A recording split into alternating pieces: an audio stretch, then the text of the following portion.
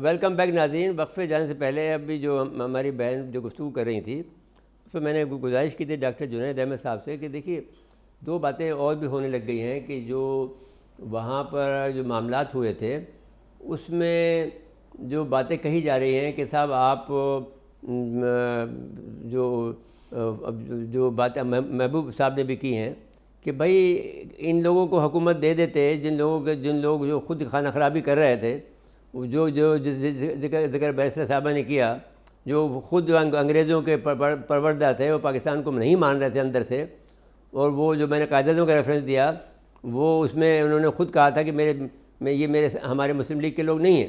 تو ایسے صورتحال میں ابھی بھی صورتحال ایسی نہیں ہے کہ یہی لوگ جو ہیں ایچ ایس این کے پڑھے ہوئے، یہی لوگ جو گورنمنٹ ہائی اسکول پڑھے ہوئے جو سارے ملک میں حکمرانی کر رہے ہیں تو یہ ملک نہیں چلا سکتے ہیں. تو اس کے لیے تو پھر آپ جیسے لوگوں کو ایک نیا اپنے اسٹوڈنٹس کو تیار کرنا پڑے گا. جی ڈاکٹر صاحب فرمائیے. میں نے جو بات کہی تھی وہ بزنس کمیونٹی کی، وہ مجھے آئی ایم فیملیئر، کیونکہ میں بنگلہ دیش بہت ریگولرلی جاتا رہا ہوں. ہمارا اپنا کمپنی کا دفتر رہا ہے 2014 تک، تو بہت ریگولرلی ان سے بزنس کمیونٹی سے لنک رہتا ہے. تو وہ بات آپ نے بالکل صحیح فرمائی، مگر جو میں اب اس نتیجے پہ پہنچ رہا ہوں اس کی وجہ یہ ہے کہ میں اس وقت ایک اور کتاب پہ کام کر رہا ہوں، نصرت بھائی، جو انشاءاللہ اگلے 4-5 مہینے میں یا اس سے پہلے آ جائے گی، کہ the genocide of Biharis in East Pakistan in 1971. وہاں پر جو بہاری کا جو ٹرم استعمال ہو رہی تھی اس کے اندر پنجابی بھی تھے، پٹھان بھی تھے، سندھی بھی تھے، بلوچ بھی تھے، پاکستانی مطلب جی ہاں. تو اس میں جو اب تک میں اسٹڈی اس کی کر چکا ہوں، اس کے اندر from the 1 March 1971 to 30 April 1971، 2 مہینے کے اندر جو قتل و غارت گری ہوئی ہے ایسٹ پاکستان کے تمام بڑے اور چھوٹے شہروں میں، قصبوں میں، وہ اتنی ڈراؤنی ہے اور اتنی تکلیف دہ ہے کہ اب تک میں 5 لاکھ کا فگر تک تو میں پہنچ چکا ہوں. اور ابھی اس میں دسمبر تک کا پیریڈ باقی ہے، دسمبر نہیں بلکہ مارچ 1972 تک. اچھا، جو لوگ زیادہ تر مارے جا رہے ہیں وہ ان فیکٹریوں کے اندر کام کرتے تھے. کہ کرنافلی پیپر مل میں آئے، اور پوری کرنافلی پیپر مل کو، حالانکہ کرنافلی پیپر مل کسی بزنس مین نے نہیں لگائی تھی، وہ تو PIDC کی فیکٹری تھی. اس طریقے سے، اور اس کے اندر بہت ساری جوٹ ملوں کا بھی ذکر ہے، امین جوٹ ملز کا ذکر آتا ہے کہ اس کو انہوں نے کس طریقے سے جلایا اور وہاں کتنے لوگ اور ان کی فیملیز کو مارا گیا وغیرہ وغیرہ. تو میں نے اس پوائنٹ آف ویو سے یہ بات کہہ دی تھی کہ جو اچھا میں واپس آتا ہوں. نصرت بھائی، بات یہ ہے کہ جو اصغر خان صاحب کی کتاب ہے we have learn nothing from history, میں اس کتاب کو بار بار پڑھتا ہوں. اصغر خان صاحب سے ہماری والد صاحب کی دوستی بھی تھی، عمر اصغر خان مرحوم میرے کلاس فیلو بھی تھے، تو ایک بڑی کلوز ریلیشن شپ رہی ہے. آپ اس کتاب کو جتنی دفعہ بھی پڑھیں گے آپ کہیں گے یہ آج کو ٹوٹلی ڈسکرائب کر رہی ہے، اور اس کتاب کو لکھے ہوئے کوئی 15-20 سال ہو چکے ہیں. تو we have learned nothing from history in that particular sense. جو یہ اتفاق سے میں اس دن پشاور میں تھا جس دن یہ واقعہ پیش آیا تھا، APS کا، اور میرا اس پشاور میں ہمارا دفتر بھی تھا، تو بہت علاقے میں واقف بھی تھا. تو APS تک جانے کے لیے آپ کی گاڑی 4 دفعہ چیک ہوتی تھی. تو یہ کیا ہوا کہ اس دن وہ بھی گھس جاتے ہیں، اور وہ جس کو ہندوستان میں گھس بیٹھیے کہتے ہیں، وہ گھس بھی جاتے ہیں، وہ مار بھی دیتے ہیں، اور اس طریقے سے it is in the heart of the cantonment. اور how did this happen? It is unbelievable kind of a situation. کیا کس نتیجے پہنچے آپ کے، کیا ہوا؟ میں یہ کہتا ہوں کہ اس کے اندر یہ اسی قسم کی نالائقیاں ہیں جو کہ اور جگہ پر بھی آئے دن ہمارے ملک میں ہوتی رہتی ہیں. یہ کیسے ہوا تھا؟ آپ کو یاد ہوگا کہ کراچی ایئرپورٹ پہ کھڑے ہوئے فائرنگ ہوتی ہے اور 8-10 جہاز جو ہیں وہ کنڈم ہو جاتے ہیں، جس میں ہمارے بھی ایک کلائنٹ کی 2 جہاز انڈس ایئر کے اس کے 2 جہاز تھے، وہ 2 جہازوں کو اتنی گولیاں لگیں کہ وہ کسی قابل ہی نہیں بچے، وہ پوری فیکٹری وہ لوگ ہی بیٹھ گئے. تو 2014 میں ہوئی نا؟ جی ہاں، 2000 جی کراچی ایئرپورٹ. ہاں، کراچی ایئرپورٹ. تو یہ اس قسم کی نالائکیاں ہیں نا، دس از نالائکی آف اے ہائیسٹ آرڈر کہ your security system is so bad کہ it allows this to happen. وہ جس کو وہ جنا ہاؤس کہہ کر مے 9 کا قصہ چلتا ہے، وہ کیسے جاتے ہیں؟ میں I have been to that, not possible. میں اس گھر میں کم سے کم میں نے 6-7 دفعہ کھانا کھایا ہوگا جبکہ آپ گھر میں انوائٹڈ ہوتے ہیں اور آپ اس کے باوجود آپ کی گاڑی بھی سیکیورٹی کلیئر ہوئی ہوتی ہے, سب کچھ, پھر بھی 4 دفعہ آپ کو چیک ہوتا ہے. کیسے ہوا کہ اس دن کوئی چیک ہی نہیں ہوا, وغیرہ وغیرہ. اس میں یہ سب میں آپ کی خدمت میں یہ کہہ رہا ہوں کہ یہ اٹ از دیز نالائقیاں, whether planned or unplanned, they add up to all these troubles which are seeing, کہ جو ہم کنٹینیوسلی اس وقت سے آج بھی دیکھ رہے ہیں. اچھا جی, جب محبوب حسن مقدم صاحب آپ فرمائیے کہ یہ جو بات آپ نے کی تھی اس کے بعد میں جو کلیریفیکیشنس آئی ہیں, اور اب یہ سبجیکٹ اتنا ہے کہ اگر ہم 4 دن بھی بات کریں تو اس میں ایسے نئے پہلو آئیں گے کہ وہ آپ اس کو مکمل نہیں کر سکتے, لیکن بہرحال آپ کو 2-4 منٹ میں یہ بات سمیٹنی ہے. ہاں, وہ میں نے کہا نا کہ نصف صدی ہو گیا, ہمیں بات کرنی چاہیے. بیرسٹر صاحبہ نے جو بات کی کہ بھٹو کو ڈپٹی پرائم منسٹر بنایا, نور الامین کو پرائم منسٹر بنایا, یہ نومبر 71 کی بات ہے, جبکہ الیکشن جنوری 71 میں ہوئے. ہم نے 9 مہینے ضائع کر دیے, 9 مہینے میں پورا جنریشن گیپ آ جاتا ہے. سب سے بڑی ہم نے غلطی یہ کی کہ منتخب لوگوں کو, سیاسی لوگوں کو, جس پر عوام نے اعتماد کیا تھا, ان کو نظر انداز کر کے غیر منتخب سیاسی تو اس پاکستان کو وہ وزیر اعظم نہیں دینا چاہتے تھے.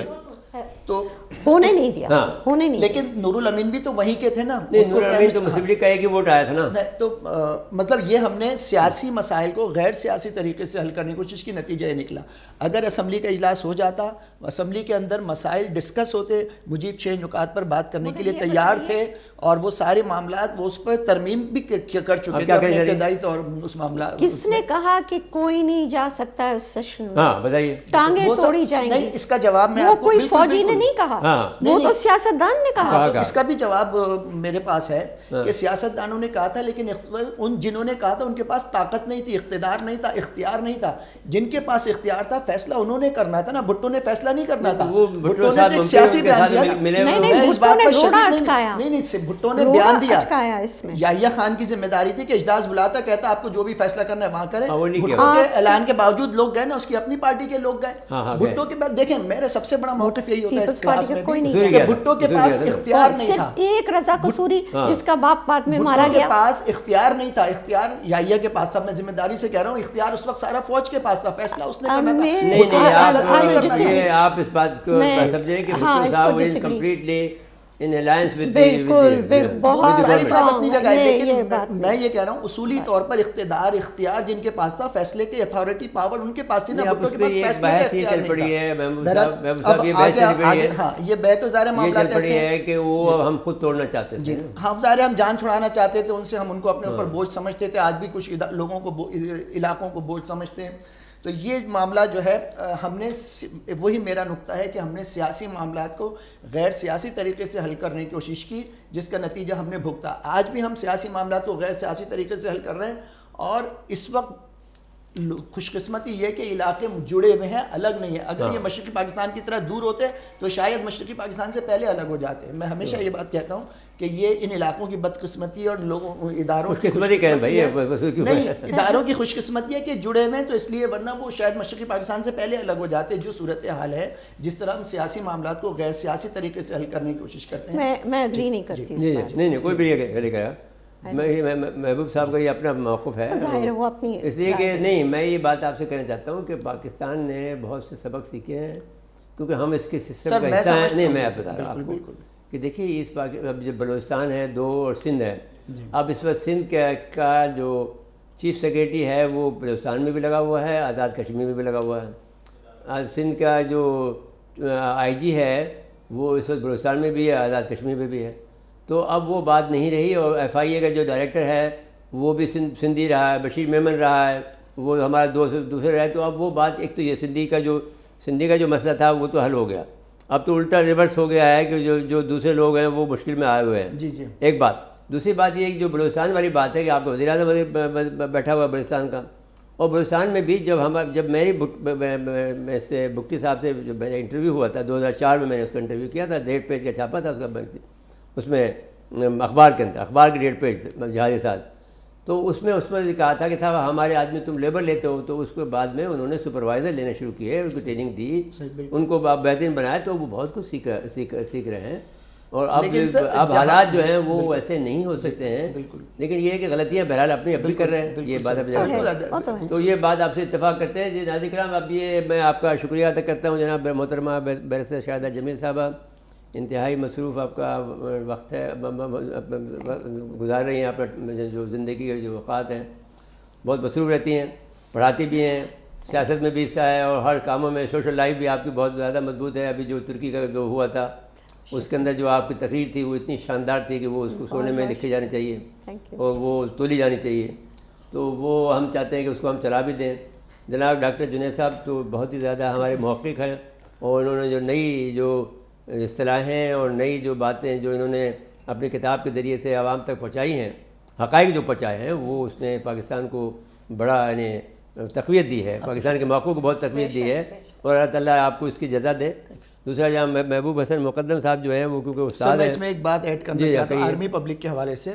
ظاہر ہے یہ بھی قومی سانحہ ہے جس طرح سے 71 کا سانحہ ہے، اور میرا تو اس سے خاص تعلق اس لیے بھی ہے کہ میرے بچے خود آرمی پبلک میں پڑھتے ہیں، اور جس دن یہ سانحہ پیش آیا تو وہ 3 دن تک ہم نے اسکول نہیں وہ ٹی وی نہیں کھولا کہ بچے دیکھیں گے چیزیں متاثر ہوں گے. تو ہم خود اس وقت جس ٹراما میں تھے وہ ہم پھر محسوس کر سکتے ہیں. دیکھیے آپ جن کو والدین کے بچے گئے ہیں، جن والدین کے یہ بات یاد رکھیں، جی یہ بات آپ یاد رکھیں کہ دشمن آپ کو ابھی بھی نہیں چھوڑے گا، کیونکہ آپ ایک ایسی قوم ہے جس کے بارے میں خود امریکن یعنی مجھ سے جو ہمارے دوست رہے ہیں، بڑے ہائی لیول کے دوست رہے ہیں، کیونکہ ایک زمانے میں ان کا یہ خیال تھا کہ بھئی اب میں یہاں کا نمبر 2 ہوں کراچی کا. تو وہ ہم سے جب باتیں کرتے تھے بہت ان کے جو سی آئی اے کے تھے، یا ہم سے پتہ بھی نہیں تھا کہ سی آئی اے کے کسی کے، لیکن وہ ہمیں کہتے تھے کہ پاکستانی دار as good as American, they can do any thing in the world. سو وہ آپ کا جو ٹیلنٹ ہے وہ آپ کو پتہ نہیں ہے اور آپ اس سے آشنا نہیں ہیں، تو اس کی وجہ سے آپ بے خبر رہتے ہیں اور وہ آپ کو مارتے رہتے ہیں. بالکل. اچھا جی، آرمی پبلک اسکول کے بارے میں آپ کچھ اور فرما دیجیے. جی میرے خیال میں وہ ایک وارننگ ہے، اور پاکستان، اور اگر اس وارننگ کو دیکھیں تو وہ نئی میں بھی ہوتی ہے، بیچ میں بھی کتنے کوشش کیے گئے ہیں. ہمیں سب کو بہت محتاط ہو کے چلنا ہے. سیاسی میدان اس وقت بہت نازک ہے، نو ڈاؤٹ، لیکن ہمیں سویلینز کو بھی ہمیں بہت سوچ سمجھ کے آگے بڑھنا ہے، کیونکہ یہ وقت جو ہے اس وقت ان بچوں کو اگر آپ دیکھیں جس بربریت سے مارا ہے اس سے آپ کو وہ نفرت نظر آتی ہے، پہچان کے تو وہ نفرت نظر آتی ہے، اور وہ نفرت جو ایگریویشن ہے وہ اگریشن جو ہے ابھی تک ہے، اور اس وجہ سے ہمیں بہت چوکس رہنا ہے. جی ڈاکٹر صاحب. میں تو پھر وہی واپس باقی اظہر خان صاحب کی بات پہ آتا ہوں کہ we have learned nothing from that incident also. اس کے باوجود یہ 9 مئی کے واقعات ہوتے ہیں جس کے اندر وہی لوگ جو کہ رسپانسبل تھے فار پرووائڈنگ سیکیورٹی، وہاں پر وہ کرنل شیر خان کا مجسمہ توڑ دیا گیا، ریڈیو پاکستان کو جلا دیا گیا. وہ سب تو کے پی میں ہی ہوا نا، اور اس کے علاوہ پنڈی میں کیسے واقعات ہوئے، لاہور میں کیسے واقعات ہوئے. 2014 میں وہ پوری پروٹیسٹ آئی، وہ ریڈیو پاکستان میں گھس گئے، وہاں پہ بھی ایک فوجی لیفٹیننٹ جنرل کو بھی مارا، تو وغیرہ وغیرہ. تو آئی ڈونٹ تھنک کہ that the army has learned a lesson کہ you have to take these measures very seriously. ٹھیک ہو گیا جی. اچھا جی آپ بتائیے، اور آپ بھی بتائیں، اور بھی کہہ دیجیے. آرمی پبلک کے حوالے سے تو میرے خاص مطلب ظاہر ہے یہ بیان کیا ہے. جی قوم ثانیہ ہیں، اور میرا اس سے خاص تعلق اس لیے بھی ہے کہ میرے بچے بھی آرمی پبلک میں پڑھتے ہیں، اور جب یہ ثانیہ پیش آئے تو ہم نے 3 دن گھر میں ٹی وی نہیں کھولا کہ بچوں جو ہے وہ مشکل میں ہوں، مطلب پر ڈسٹرب نہ ہو. اور ہم خود کئی دن اس ٹراما میں رہے، اور جن والدین کے بچے گزرے ہیں ان کی کیا حالت ہوگی ہم یہ سوچ کر ابھی بھی کانپ جاتے ہیں. اس سلسلے میں پرنسپل کا بہت اہم رول تھا جس نے اپنی جان کی بازی کھیل کر جو ہے بچوں کو بچانے کی کوشش کی. اور ایک اہم بات جس کا ذکر ڈاکٹر صاحب نے بھی کیا کہ ادارے کو ان واقعات سے سیکھنے کی ضرورت ہے اور اپنی کوتاہیوں اور غلطیوں کو درست کرنے کی ضرورت ہے. اس بات کا سب کا اتفاق ہو گیا کہ ادارے کو ان واقعات سے سبق سیکھنے کی ضرورت ہے اور اس کے لیے حفظ مقدم کے طور پر اقدامات اٹھانے چاہیے، اقدامات اٹھانے چاہیے. ٹھیک ہے جی. میں آپ کو شکریہ ادا کرتا ہوں جناب محترمہ بیرسٹر شاہدہ جمیل صاحب. ہماری بہن بہت ہی متحرک ہے اور بہت ہی مقبول ہے کراچی میں اور پورے پاکستان میں. سو ڈاکٹر جنید احمد صاحب اور جناب ہمارا برادر محبوب حسن مقدم صاحب، ان کو شکریہ ادا کرتے ہیں کہ آپ نے وقت نکالا، اور ہم ہمیشہ ان کے مداح رہے ہیں کیونکہ یہ ایک ووکل ہیں، وہ بہت صحیح بات کرنے کی کوشش کرتے ہیں اپنے اسٹوڈنٹس کو بھی اور اپنے ناظرین کرام کو بھی. تو آپ کا شکریہ ادا کرتے ہیں ناظرین کرام. ہم اس کے بعد میں اجازت لیتے ہیں. اللہ حافظ.